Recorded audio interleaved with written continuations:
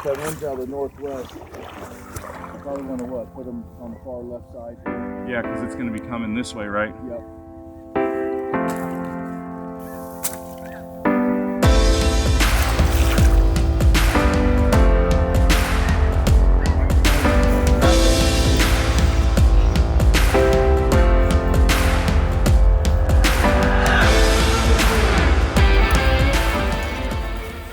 When I carve a bird, whether it's a duck or anything else, I like to feel that 100 or 200 years from now, I like to think that somebody's going to look at that long time from now and be interested and maybe in awe of what I've made today.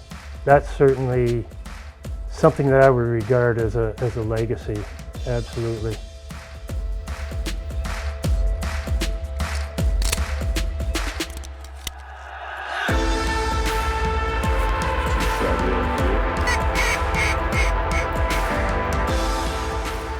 There's a huge amount of tradition around waterfowling, and even today there are people that all they want to do is hunt waterfowl. They don't have a great interest in other things, and for people that have that passion, they know what that is. We're big pimping in the big pit in Missouri. If you look down, we're not in the big giant one, but we're in a big one. 1, 2, 3, 4, 5, 6, 7. Probably shoots 8. So we're here just hanging. Came up to see the Rogers Sporting Goods folks and bring all the carvers out. Wayne Simpkin from Canada, Pat Godin from Canada, Tom Christie from Nebraska, and we're missing Jamie Welsh, who's in South Carolina. So wish Jamie was here, but we got everybody else here. We're shooting a couple ducks, and it's pretty cool. This is pretty awesome. It's cold, clear, just what you asked for here. So.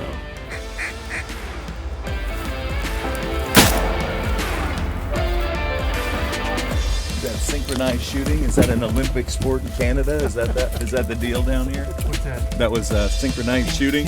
Team shooting? Yeah. Gotcha.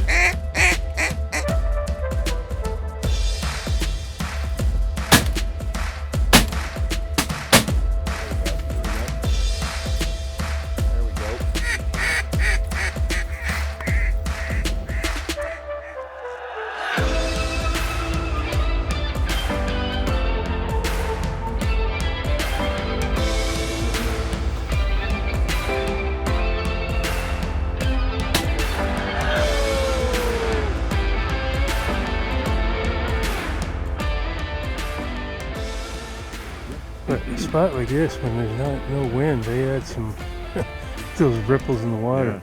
Yeah. Made probably a big difference for ducks.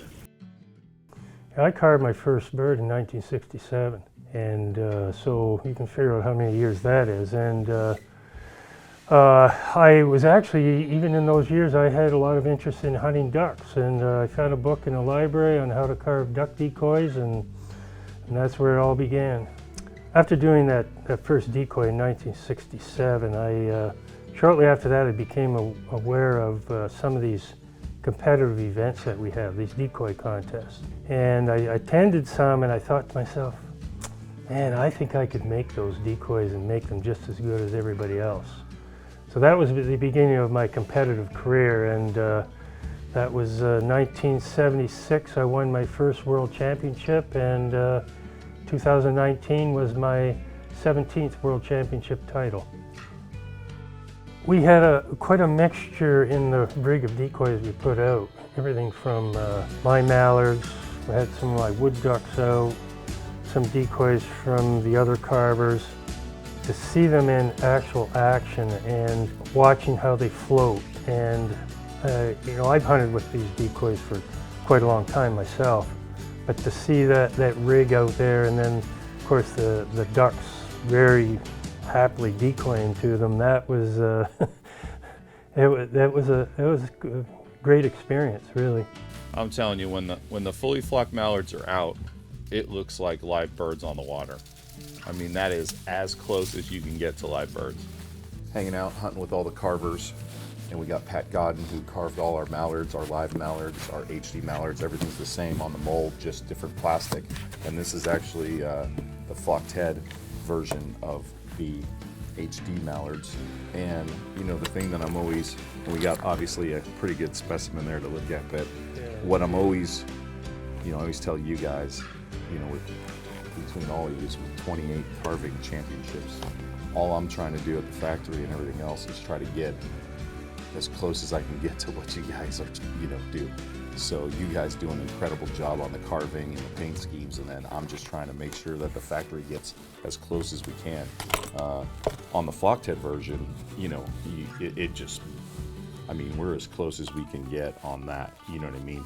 And the paint color, I mean, we're dialed in pretty good. Yeah. The key with any of these decoys is how they project when they're outside and when they're on the water, you're right? using them. Right. And obviously they gotta float correctly, they have a nice profile, Well, sure. characteristic of the species, and then of course how the colors project.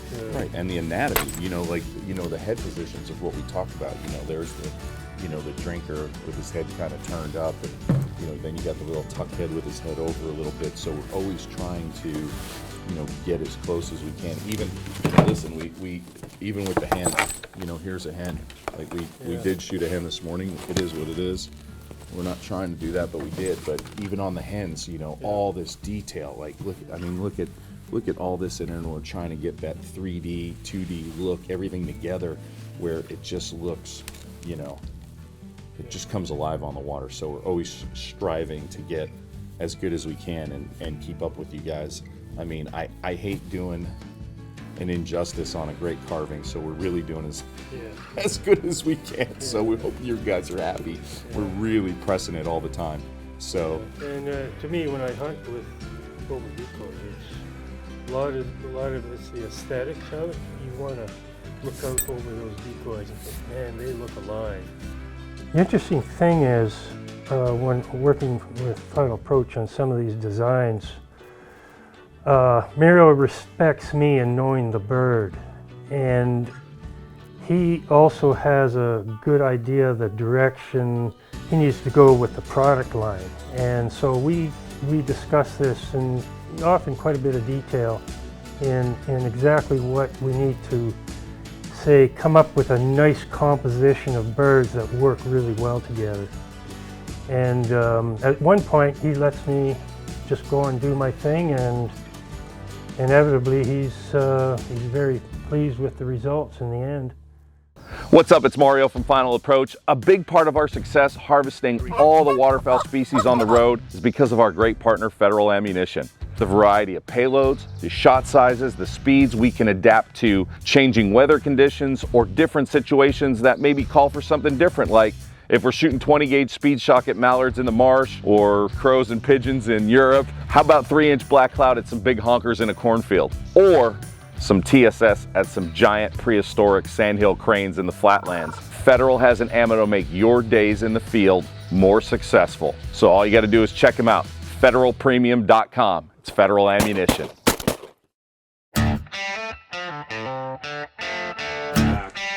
Since we're kind of in a little bit of a hole,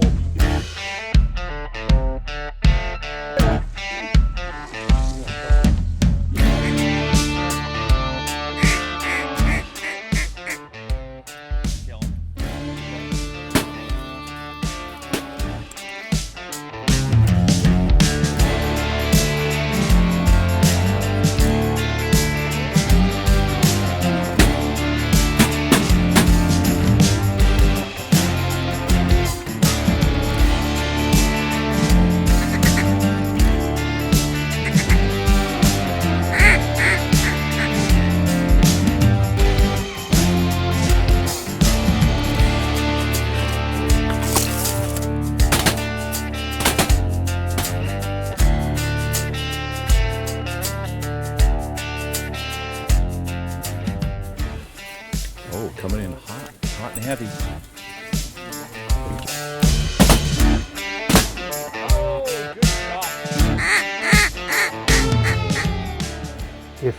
If there's anything involved with the bird and its environment, anything related to the bird is done on a sound scientific basis. And I have that background in science myself. I was initially a scientist and then, you might say, became a bird artist. The science of the bird is really the key thing for me. And when I'm doing a decoy, of course, it's the anatomy, knowing the bird, anatomical aspects of the bird, how everything relates inside the bird and how it affects the outside of the bird.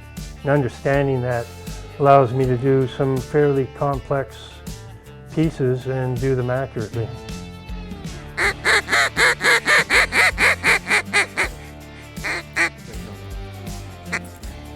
Beautiful.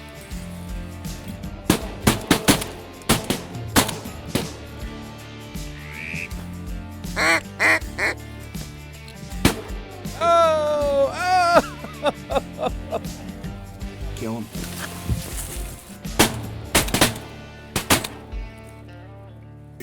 Well, That one I ain't think going nowhere. Vince's the one that smoked the feathers off him, I think. Oh yeah.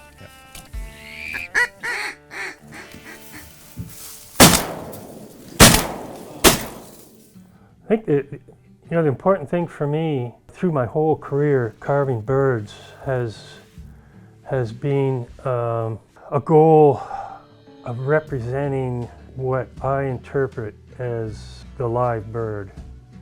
The live bird is the key to me. And even in these models that I make to reproduce the final approach decoys, I'm putting that same thing into them. Study the live bird, capture that characteristic of the live bird and the character of the bird, not only anatomically, but also little subtleties of the bird that I feel represent that live bird. Those are really, to me, the most important things that I do. I can never predict the future, but I'm hoping my work will stand in the future as high quality works of art or something that people feel was created with a lot of care and passion.